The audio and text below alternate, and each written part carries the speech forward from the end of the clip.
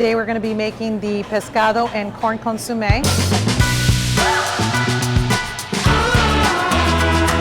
Hi, I'm Gabby, owner of Gabby's Kitchen in Chalk.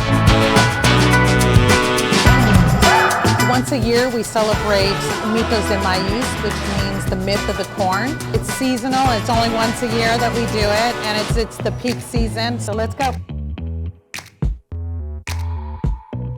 I'm Chef Vince, the executive chef overseeing Gabbi's as well as Chalk. Today we're going to be doing a whole grilled branzino. It's very sweet, flavorful. You don't need to do much to it. Now, the real star of this dish though is not the protein. The real star is the veggies that we have here, provided by Melissa's. Baby carrots charred escabeche. We have the blanched yellow green beans in green. We also have escabeche calabaza, roasted calabaza as well.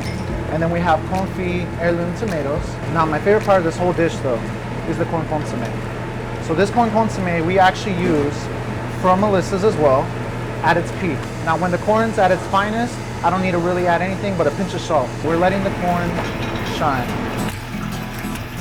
So once everything's heated up, I'm going to go ahead and start assembling the dish. We start first with the corn broth. Then after this, we assemble our veggies. We will then put our confit tomatoes, which will add a pop of acid and freshness onto each plate. We will put the grilled fish that we just took off the grill and gently lay it over all the veggies in the consomme. At this point, I'll do the simple garnish to finish off the dish.